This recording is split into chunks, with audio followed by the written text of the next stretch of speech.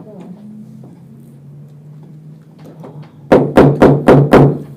like to call to order the Tuesday, October 20th, 2020 regular meeting of the Hendry County School Board. If you are so inclined, please stand with us and join in the invocation and pledge. Our Father, who art in heaven, hallowed be thy name. Thy kingdom come, thy will be done, on earth as it is in heaven. Give us this day our daily bread, and forgive us our trespasses, as we forgive those who trespass against us. And lead us not into temptation, but deliver us from evil. For thine is the kingdom, the power, and the glory forever. Amen. I pledge allegiance to the flag of the United States of America and to the republic for which it stands, one nation, under God, indivisible, with liberty and justice for all. Thank you. At this time, Mr. Superintendent, do we have any citizen comments on agenda items? No. Thank you. Moving forward to our consent agenda is, we're going to do recognitions. Recognitions, oh my gosh. I'm gonna let them go. I know I'm not ready to let anybody go, so I was just trying to breeze past this and hope nobody caught me on it. So tonight, the superintendent has a recognition. Yes, I do, Madam Chair.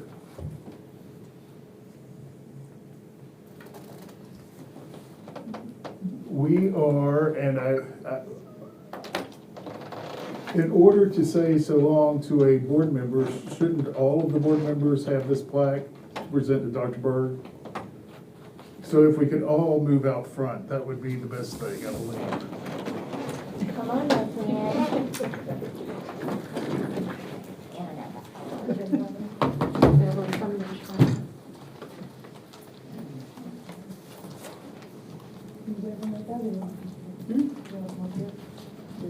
Spread out so you can take that. No, I was trying to. Got a policy that we have to put Can't violate our own policy. All right. So what, let me move in, well, actually, no. You get my salad. No, because I'm not giving it to her. Y'all are gonna give it to her. We'll just pass it down. So this is presented to Dr. Sally Berg, a school board member for 20 years of faithful service to Hendry County. But we need to add 17 years to that for the classroom. So Dr. Berg, back then we just called her Sally. Dr. Berg and I, when I started teaching with Sally Berg. So we're kind of going out together, and that's great. So I will pass this down for every board member to be able to present it to Dr. Berg. Presented to Sally Berg, school board member, District 2, serving from 2000 to 2020, in appreciation for 20 years of faithful service to Hendry County. From the Hendry County District School System, school board members, superintendent, and staff, this day, 2020. Thank you.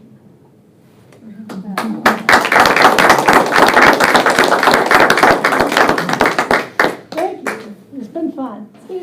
Speech, you have to say something. What are you going to do next? I have no idea.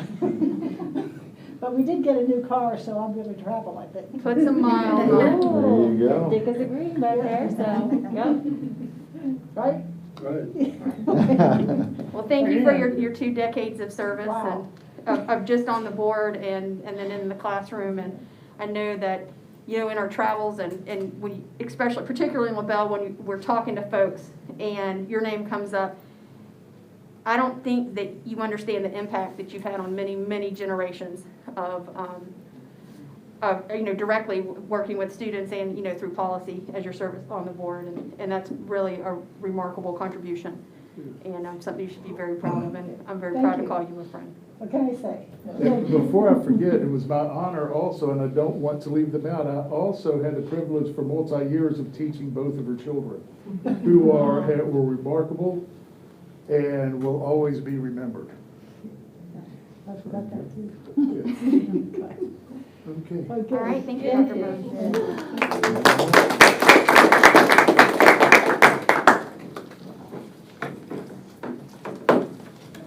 Where your plaque? You gotta be recognized though. Oh. He's not getting away with it. He's not getting away.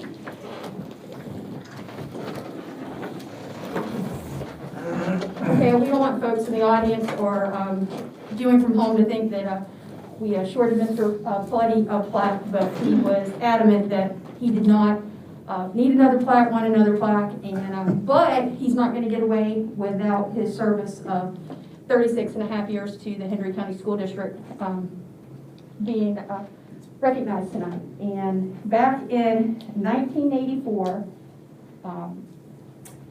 Mr. Floody came to the Hendry County School District as a teacher. He taught for 11 years. He moved on to be an administrative assistant in 1995 for a year, and then he moved up in 96 to be an assistant principal for 3 years. In 99, he was a principal for 7 years, and in 2006, he became the reading staff development administrator for the county. And in 2008, to 2012, he returned to the classroom, and in November 2012, he was elected to superintendent, for which he has served for 8 years. Yep. And a very distinguished record of service, and just wanted, on behalf of the board and the students and staff of Hendry County, thank you for all your years of service in the many different capacities. Well, thank you.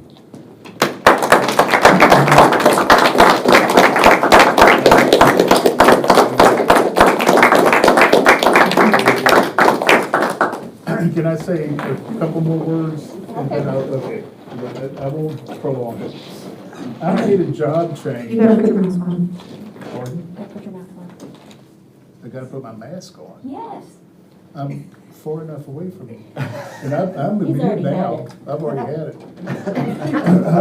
It's a policy, Okay, sir. I It's a shall put policy. my mask on. I made a job change a few years back. And it was the end of the day in twilight. The sun was going down. My wife had come to help me move to change jobs. And I was leaving. As I was leaving, I just had this feeling. And I said to my wife, Cheryl, I hope I'm doing the right thing, because I really don't want to leave this. And I was leaving the classroom to become a superintendent. So for the teachers who are hearing me, you have the most valuable job in the district. And you are needed and loved. Never sell yourself short, nor your service short. The children you have, and my first students are they're almost 50 years old now, will come back and remember you and remind you of the wonderful things that you have done for them and the things you've done in your school. So, with that being said, it has been a nice ride. I've held just about every job in the district. The only superintendent in the state, and I've done some research, who can one-up me, is the former superintendent in Jackson County. And while I started as a teacher, at the age of 19, he started as a bus driver. So he had worked from bus driver on up. So it's been fun. It has really been challenging and very, very rewarding. So thank you all. Okay, that's it. All right, thank you.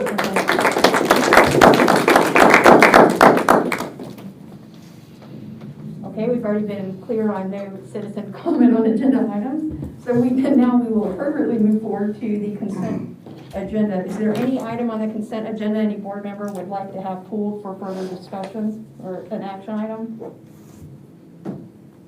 I would like to move item G to action item B.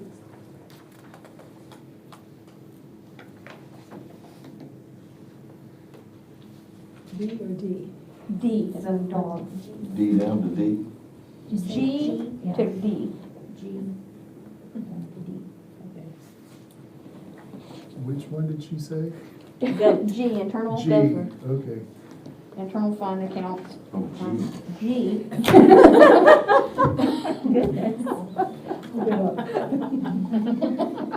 Enunciate. Too much punch for everyone tonight. Okay. Too many cocktails. All right, so on the consent agenda, do I have a recommendation? Madam Chair, I recommend approval of the consent agenda. Do I have a motion? So moved. Second. Thank you. Any discussion? All in favor? Aye. Any opposed? Consent agenda passes unanimously.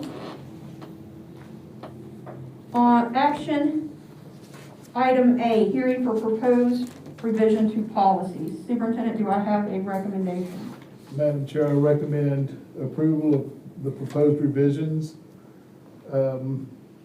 as noted on the agenda, 1024, 0142.2, 2120, 2215, 2371, 2410, 2421, 2431, 5112, 5610, 5611, 5780, 6107, 6233, 6330, 7250, 7320, 7430.1, and 8450.01, which is a new policy. Here we need to open the hearing. Pardon? Need to open the hearing. You need to open Okay. the hearing. At this time, I'm going to open the hearing for the proposed policy revisions. Anyone who wants to speak to any of the proposed policy revisions? Would this be the time, Ms. Thompson, for me to bring my concern forwards, or after we make the motion? I'll close the hearing and then. Okay, all right, and then this time we're going to close the hearing with no remarks. Okay, Superintendent, do I have a recommendation? I would recommend approval of those. Okay, do I have a motion? So moved. Second. Any discussion? Okay, I just had something, as I was looking at the very first one, would be a bylaw. It would be policy 0124. And when you go down, and I know Superintendent said these were proposed revisions were made by Neola. But when you get on, it will be page 3 of the 4-page policy. And under item E, it says each board member must recognize decisions made by the board as a whole, and that when made, these decisions must be supported by the entire board. My thoughts on that are, particularly when you have a dynamic with an elected superintendent and elected board members, probably one of our most powerful tools is communication and influence. And I just feel like, you know, if say that there's a vote and any board member dissents with that, I think that they should be able to express that they dissent. You know, whether I agree with it or not, but I feel like that's a First Amendment issue. And I don't want to see it put in policy where it would possibly stifle a board member's ability to dissent. And I don't know if people see that the way I see it. My proposal would be just to remove that. Remove the entire. Just remove the whole line item E, strike it all. Line item E. Yep. I just don't want to have it put in, you know, bylaw. I mean, because I think you have the right as a board member to say, you know, I agree with this, I don't agree with this, and this is why. And I just don't want it to become an issue where it brushes up, where you're violating your own board bylaws by doing that. Makes sense. So I don't know, do we have to take a vote on that change, or do you just need? I think we can take a vote with just having that change added into the. You can do that by amending the motion to approve, reflecting that change. Okay. If you're in agreement with that, can I get a motion? So moved. Second. All right. Okay, and that is to remove the Remove word. line item. Remove this, Remove but to pass all the policies with just this revision. Minor revision. Yes. Okay. I got a motion, I got a second, all in favor? Aye. Any opposed? Perfect, action item A passes unanimously with the stated revision. Okay, action item B, 2020-21 school improvement plans and report of adequate progress, staff rosters and meeting schedules. Superintendent, do I have a recommendation? Madam Chair, I recommend approval of the 2021 school improvement plans, the 2019-20 report, the 2019-20 report of adequate progress, and the 2020-21 SAC roster and meeting schedule. Have a recommendation, do I have a motion? So moved. Second? Thank you. Any discussion? Any board member comment? I do. So, in looking at these, I just wanted to thank our administration for the time and effort it's taken to put together these documents. I'm just going to make overall, I'm not going to target one school or other, but I'm just going to make some overall statements of what I see. You know, I know each school is different, they're facing different challenges, and what I would like to see going forward is a cohesiveness. You see a lot of different things going on in these SIPs, and you know, I think we're all trying to move towards the same goal, and having that cohesiveness and that communication that, you know, we're trying to take all of our ships into the same victorious harbor, and I would like to see some maybe some continuity there. And I see the way some of these things are reported, and they're a little different. One of the things I do see tremendously, and this is a district-wide problem, some schools are doing better with it than the other, is attendance. And students, the percentage of our students who are attending below 90% of the time. And you can't have great outcomes if your inputs aren't good. And the first step of inputs is, you know, getting the kids in the classroom. And I know that's a truancy issue, and I'm at this point calling on parents to, you know, we'll do everything we can for your kids, but we need you to get them to school.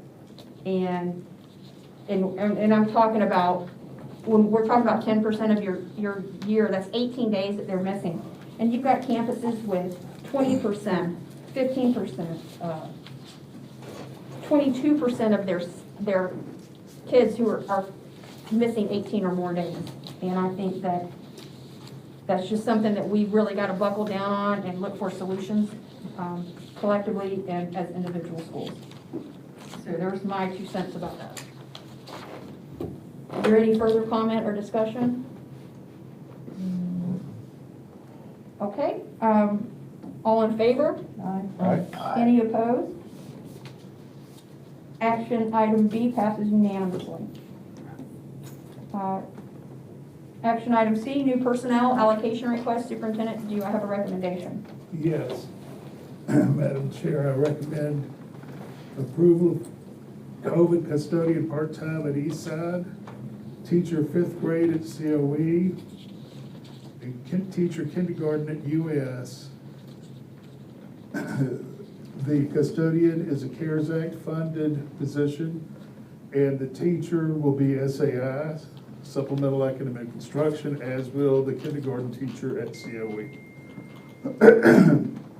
I'm in the process of getting to the board additional information regarding enrollments. That, you know, when you start the year, enrollment always makes you swallow hard. And particularly this year with so many choices the parents make. So I need to show you that it's actually looking pretty good. Better than we thought, and then growth area in some places.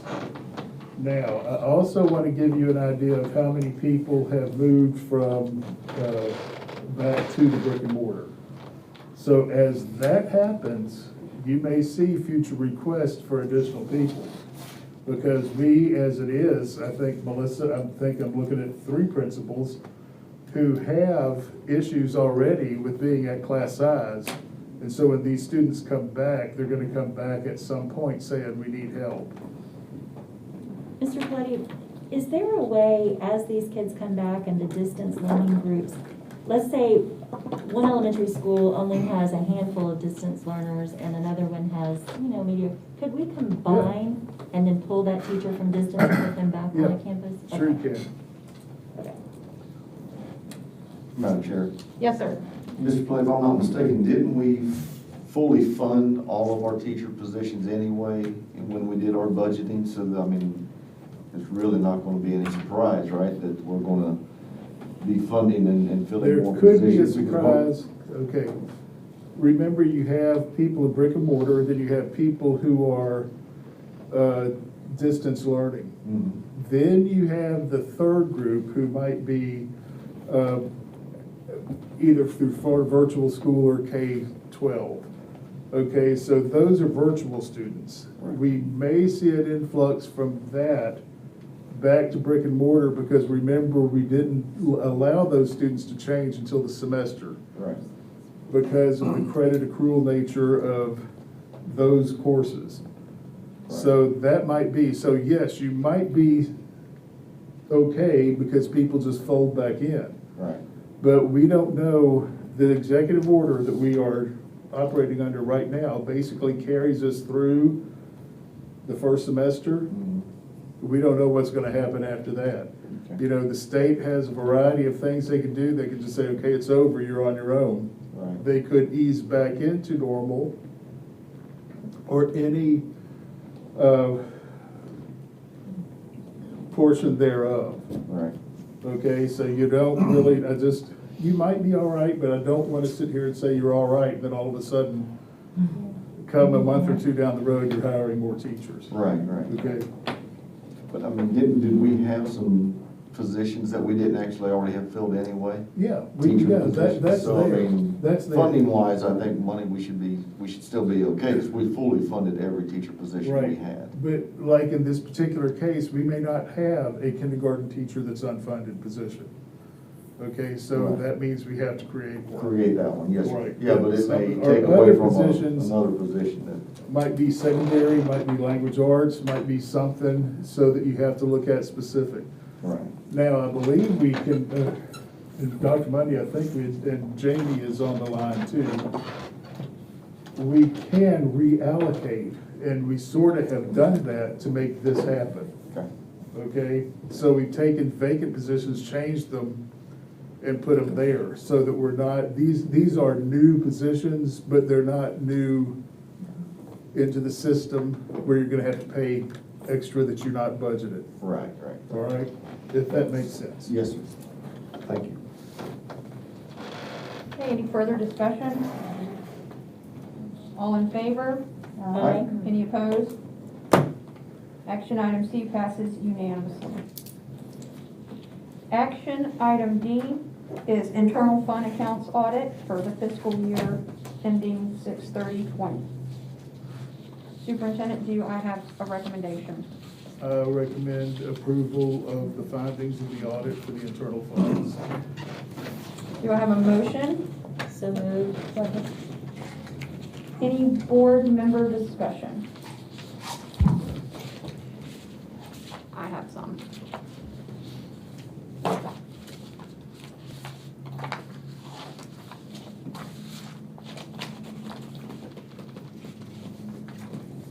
Okay, on December 17th, I spoke about the years previous, ending on 6/30/19 internal audits report.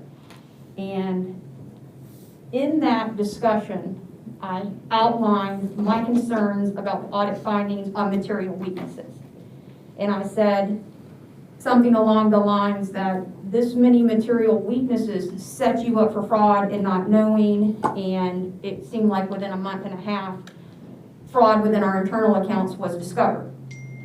Now, knowing that this fraud has been discovered, everybody in the district knows this fraud has been discovered. When we look at our final prior year findings and the current year status, we had 4 areas of material weakness, and those have not been cleared. And so I went and they're the 4 areas that they outlined, and they they named the weaknesses. I'm not gonna call out schools, except for one school, which was Up the Grove Elementary, that I didn't see their name on any reports, and I appreciate that.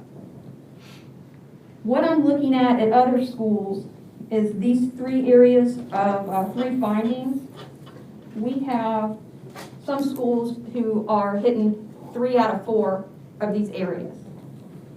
That's infuriating to me because one of these schools was where the fraud has been identified at. And we're still having these areas of material weakness. I don't know who needs to be held accountable, but when I sit out there on Friday nights and watch our cheerleaders in shirts and t-shirts because they don't have funds in their internal account, because apparently they have been missing or it went missing in the fraud last year, and then I'm looking at these material weaknesses have not been cleared, I have a problem with that. I also have a problem with a school that has hit 4 of the 4 areas of material weaknesses that weren't clear, particularly when the school has a brand new administration. And I don't know whose job it is to go in there and make sure this is happening, whether it's training with principals or it's training with the coaches or it's training with the teachers or whatever's happening. But this cannot keep happening because these levels of material weakness are leaving us vulnerable to fraud. We've been there, we've done that, and the negative impact that it's had has been absorbed by kids, and that's not okay. And so that's my 2 cents about that. I don't have any say-so or authority over how things are going in the district or on particular campuses. But when I look at this audit finding, we have really no other option but to approve the audit finding, but I'm telling you, this is absolutely unacceptable. And for the schools who have, and to leave that particular school, when you have a brand new administration that's turned over year after year after year without guidance, and to be in this position I'm not okay with that. I appreciate, everybody, what you're doing to work on these issues, but I think the district response and the oversight is, it leaves a lot to be desired. So. If I can respond, not in an argumentative manner. Yeah, absolutely. From the district perspective, we offer the training to the bookkeepers and everyone at the schools. We do spot checks from time to time on how things are going, particularly when there has been a problem area. But we are just as infuriated as you are when we have the same findings year after year after year when we cover this.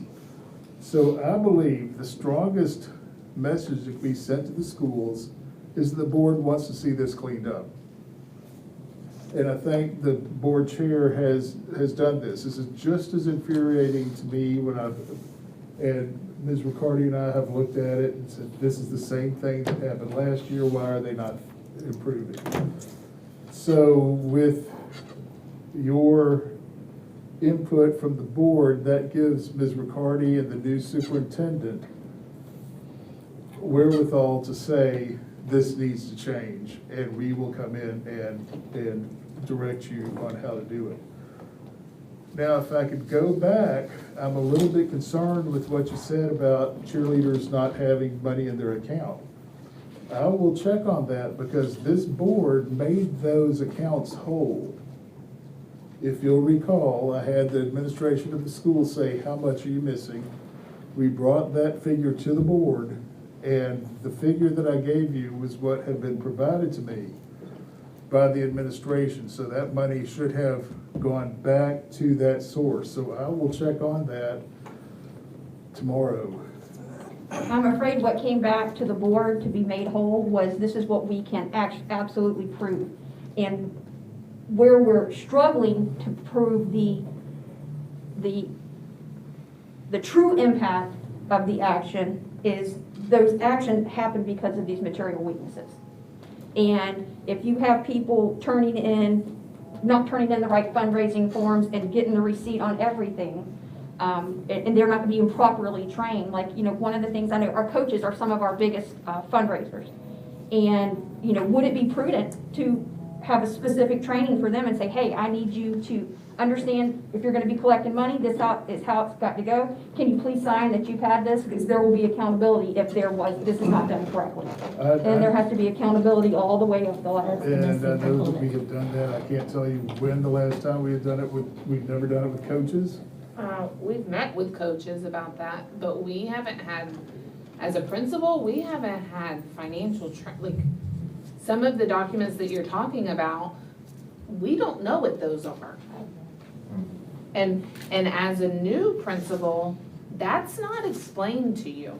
That was pretty clear when I was looking at this, and I've heard that, and that is something on the district level that has to absolutely occur.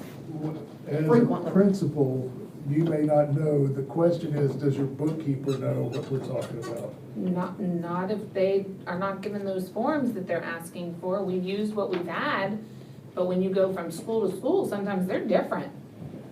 So it needs to be a unity among the district.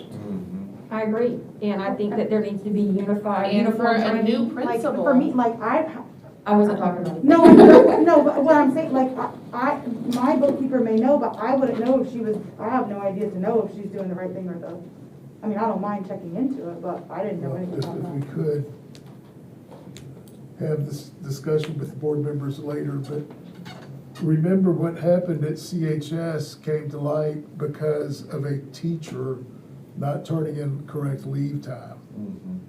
Okay, so many times these things happen and the principal can be unaware of it until they're caught, okay? And that's what it is, but I will get with that school. I will get with Ms. McCarty and I will see what it takes because We did do the bookkeeper training last year. Yeah. We sent out new forms this year for the fundraisers, because the fundraisers have been a continual problem.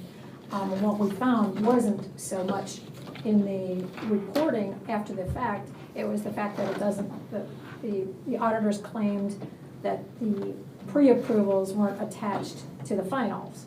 And so that was the type of documentation that was missing. There wasn't what they told me had nothing to do with the fact that fundraisers were not being reported properly, that they weren't actually saying what they'd earned. So most of those appeared to be that the forms that they were using were almost all the ones that we had submitted, that we had suggested that they use. Again, we sent it out this year, and again, we did the training. We're planning on doing the training again this year. And as was indicated, the principals had asked for something as well. So all of the schools got the same exact forms to Yes, fill out? yep, sent them to now, I didn't require it of them. I said, this is the best forms, or something like that. So I Maybe sent we that need to about. require that then, instead of throwing a suggestion to them that this is what we need. And they were all using the same form for the final, so they were all using that. They were all using the exact same form. It was the pre-approval form that was different. Yeah, maybe. And I just figured it was because they had different needs.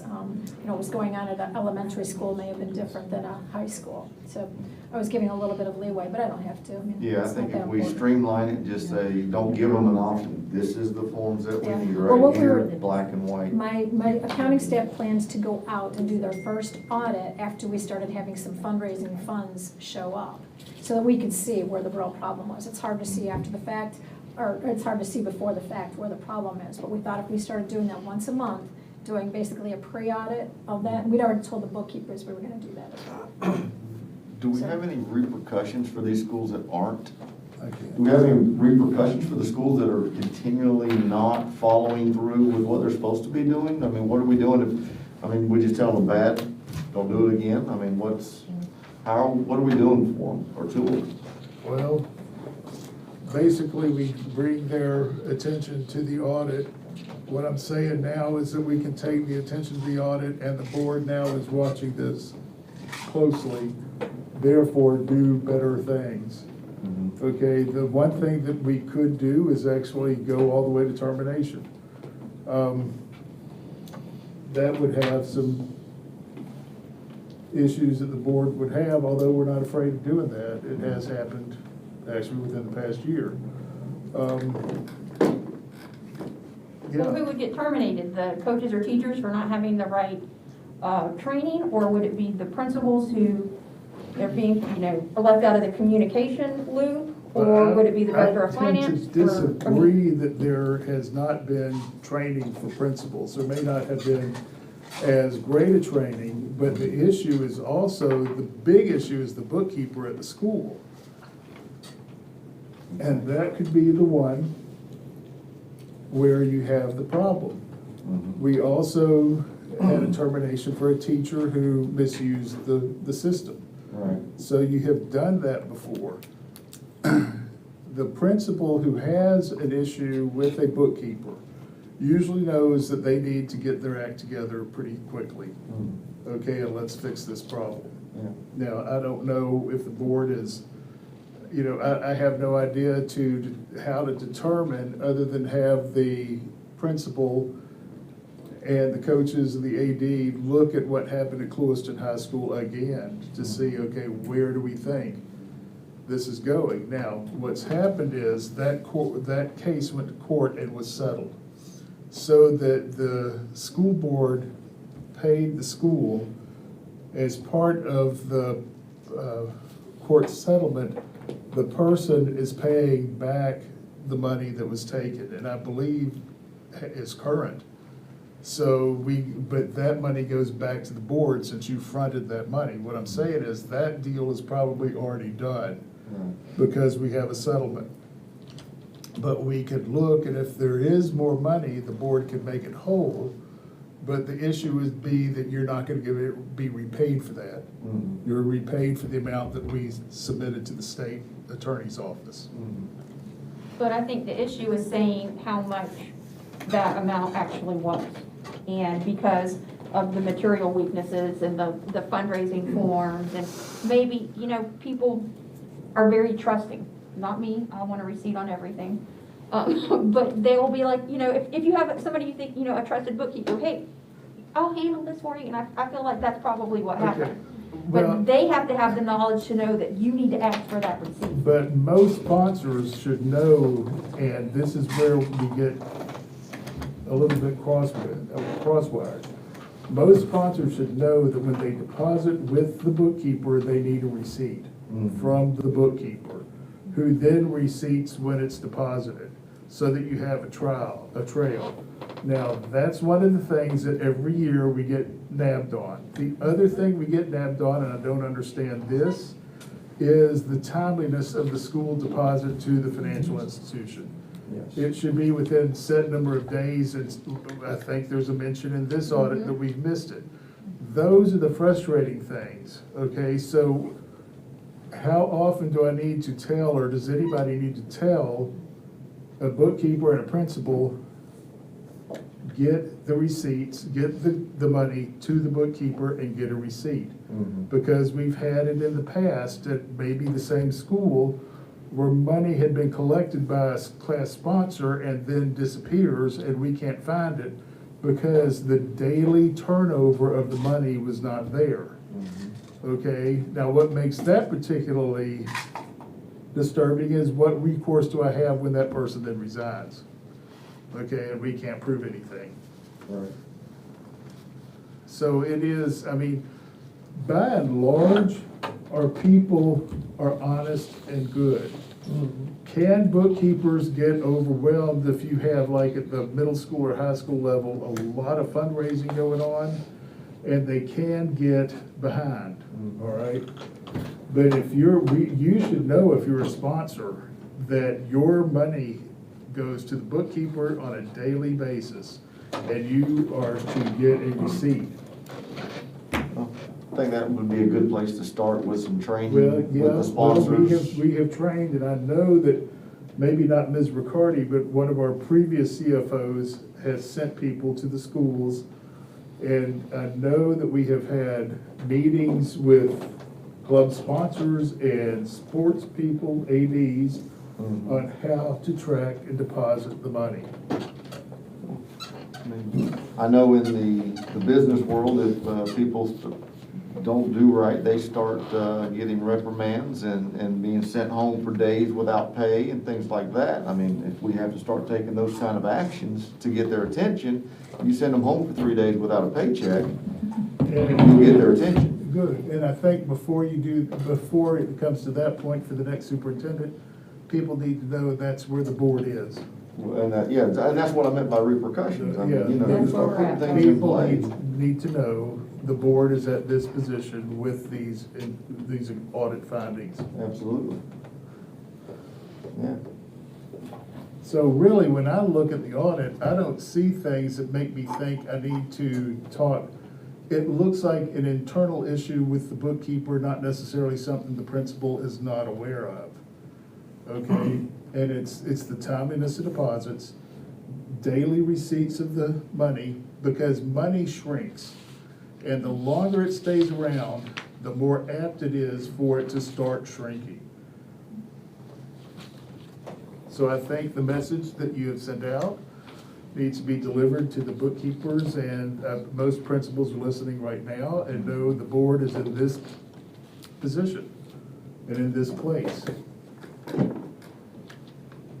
Okay, thank you for that. Do we have any further discussion on the internal fund audit? Okay, all in favor? Aye. Any opposed?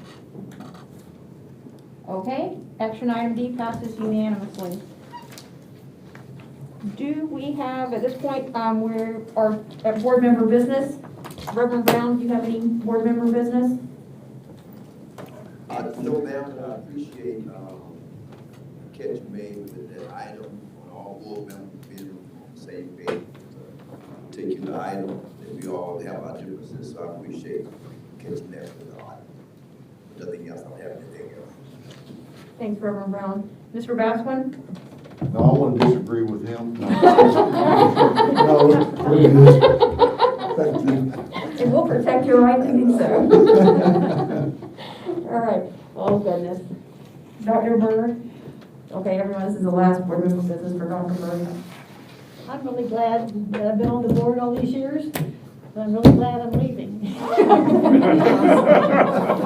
going to miss me a little bit. It's been a great experience, and I remember the first time when I got on the board, the guy from the dry cleaners wanted to say, "You gotta go and run for this." And I said, "What?" And here I am all these years later. But I'm very happy I've been on the board, and appreciate the effort of all the board members, and learned a lot of things. But things don't change in the classroom, and some of the problems you had recently, we've had in the past. It's just something you have to stay on top of. Thank you. Thank you, Dr. Berg. Well, how do you follow that? That's your cross to bear, Ms. Nelson. I'm just going to say thank you, Sally Boo. I love you, and we're still going to travel together. And Okay. You were a fantastic science teacher, and you've been a fantastic mentor on the board. And yeah. And to Mr. Valley, thank you so much. You were a fantastic journalism teacher, and we've had a lot of fun on the board, and we will always share our love for cake. So, that's all. I have no real true serious business today. Okay, well, I want to thank Dr. Berg. I know that there's been many times over the last 6 years that she would have liked to pinch my head off, and I'm just grateful that she hasn't, and I'm still here to celebrate this day with her, and I've learned a lot from her, and I appreciate your service to Hendry County and the board, and the opportunity to get to know you and call you a friend. Thank you. Okay, so that was my nice one. And now I want to move on to, I would like to request a breakdown, the board to receive a breakdown on the CARES money that we've gotten and what we've spent. I know that the governor has been wanting to see reports from counties, and I would like to see, you know, what we've all been allocated in the district and what has been spent thus far. And my other thing that I was going to ask for is the enrollment breakdown, but the superintendent, I know that he's indicated that that is on its way. I would like, I know that there's been a lot of interest in quarantines associated with COVID, and I was hoping that I could get you to speak to that tonight, and the communication issues, and if you could just speak to that for the folks at home, it would be great. My mask broke, so I'm gonna be standing there since. All right, I'll let you take it off since you broke You're it. the mask Nazi. Okay. Mask Nazi. And you're the mask Nazi, and I'm the only one of you who's had COVID, so why am I worried about wearing a mask? Well, I think the science is unsettled on it, but I'm Okay. concerned about you wearing a mask because Good I board would. policy. All right. Yeah, that's what she keeps I saying. am not contagious according to all the doctors, including the one I just went to this past Just week. messing with you. All right. On COVID and quarantine, it is important to remember there is only one agency who can quarantine, and that is the health department. All right. We have some issue related to a JV football game that was played last Thursday between Clewiston and LaBelle. One of the LaBelle players tested positive for COVID. Therefore, the health department came in, and you can understandably see their reasons, let's quarantine the whole team. Okay, because they probably all had been exposed. Then the issue was, well, what about Clewiston? All right. In order for you to figure out if any of those Clewiston players had been extraordinarily exposed to the COVID case, you have to review game tapes, you have to review playing time of the infected student. So what happened is that there was a discussion with the health department, the CHS administration, and our HR department. The contact tracer at that time said it was her opinion that she should quarantine. In discussions with those other two people, the decision was made to quarantine. Now, the decision is still the health department's decision, okay? We work together, but we can't quarantine. We can't force, unless we do it through a disciplinary action, anybody to stay home. What happens is it is important that communication take place. And so for the principals and anybody else listening to me out there, the communication goes from the health department to the student, since the health department is the one who has said you are now quarantined. All right. There are basically three people who know who the people who are infected are. And that is the superintendent, and I'm telling you right now, I do not know the names of every single person, the school principal, and the school nurse, okay? The school nurse will often know, because they work for the health department, they'll know the infected person before the principal does, because the test results come through them to them. At Clewiston, yesterday is when this happened at around 4:30. Basically the same time in both places, but Clewiston around 4:30 from the best that I can calculate. The contact tracer was more successful in contacting the students impacted than what had happened in LaBelle at LaBelle High School. There were even then some students who came to Clewiston High School this morning, but quickly the nurse got them and called and sent them home and explained to everybody. Now, do we like the fact that this is doing it? No, but these are the protocols that we have agreed to. Well, we don't bargain them. These are the protocols that we've been told to follow in certain cases. LaBelle was not as successful in contacting the parents. So you have upset parents, and rightfully so, who did not know what was going on. And there were actually more students today at LaBelle High School who should have been quarantined who showed up. And they did not know not to show up, okay? So the deal is, and the principals, if you could look at your schools, and I'm only looking at the principals who are here, I know others are out there, and go over that notification piece, okay? Because even in your protocol at your school, if a child presents sick, where do they go? To the nurse, who then handles the protocol from there. And that's basically the same type of thing that happens wherever, because we do not quarantine, the health department quarantines. Is there anything else I need to say, or any questions about that? To whom does the responsibility belong to communicate that to parents? It's the health department, Health right? department. Okay, so the school doesn't own any responsibility, it's not, like, I just want to make The sure. the school would not know. Okay, Okay, for instance, this particular person at LaBelle High School, the health department knew it before the school ever did. And that's why the health department's wheels started turning. okay. So, yeah, it is, the health department takes the responsibility because they quarantine. All right. Now, we are clarifying that, because if there is a problem with, like, the nurse is overwhelmed, the other person on campus who knows is the principal. Can the principal then start calling to tell parents what's going on? So what we have to do is live in the world we're in, and this is probably not the end of it. Okay, so we need to just verify what we're doing, verify with your principals or with your nurses to make sure that everyone understands how this works, because sometimes the principal's gonna be one of the last people to find out.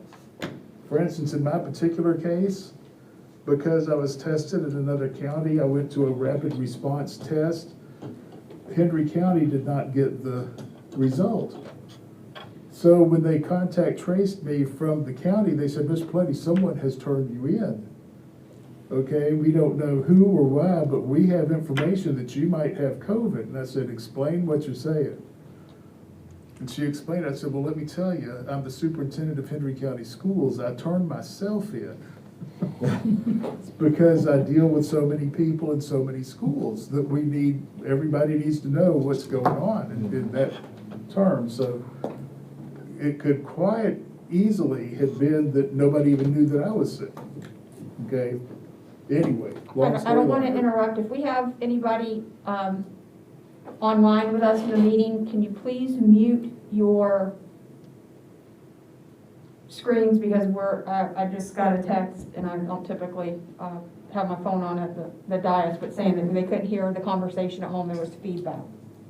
But thank you for that explanation. On our COVID dashboard, is that being updated every day? And is that information coming directly from the health department? Or how does that information get to you, get to that dashboard? You hired a liaison. Liaison. Okay, so that was updated this afternoon, and our latest numbers as far as adults are concerned. We have 20 teachers at LHS, LMS, and CHS who are quarantined. The two hotspots seem to be LHS and LMS. We have 2 administrators who are quarantined, and 3 ESC specialists. And, of the 20 teachers, that is the latest as of this afternoon. Would the amount of teachers and staff being quarantined, would that be an indicator of maybe protocols not being followed? Like, if that's a football team issue, and that kid was in their classroom, if they're following the appropriate protocols as far as mask wearing, then that number, in my head, when I'm trying to do the math, shouldn't be that. And is that what we're seeing there, or is that just? Well, let me explain. Okay. Even if you're wearing a mask, and I have raging, gallivanting COVID, you've still been exposed. The mask is supposed to keep me from getting you exposed. Okay. So that would still, some of these teachers who are out have been exposed by this one person, this one student. And we've had students who have been exposed by teachers, all right?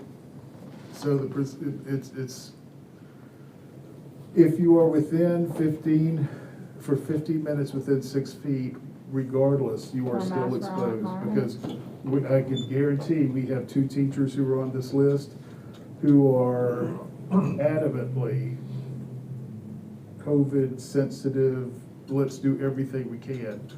And yet, because they had to work in proximity to a student, they're home. Okay, understood.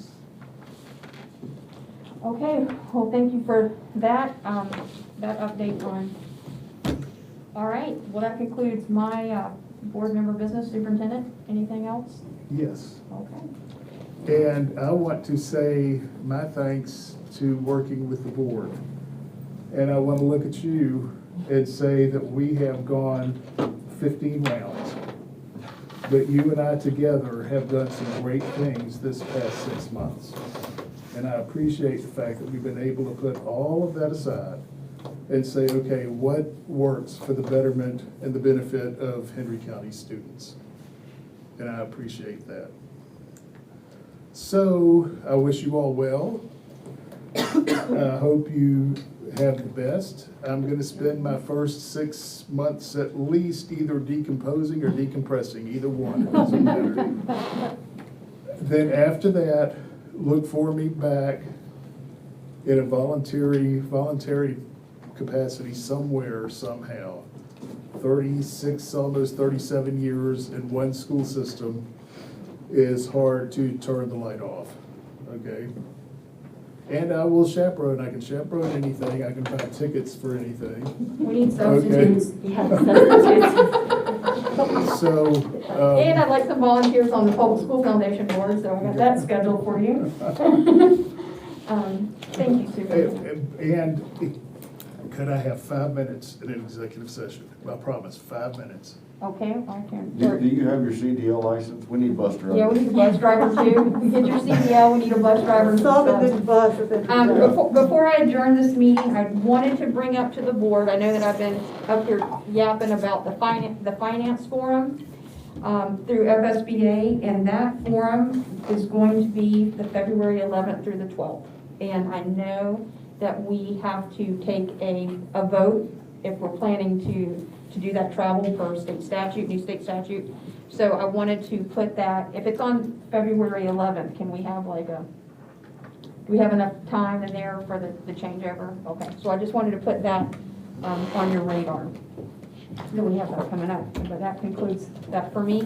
After adjournment, we're gonna enter into executive session for about 5 minutes, and then that'll be it for the evening. So at this point, it was great serving with you, Dr. Bird, and with that, this meeting's adjourned.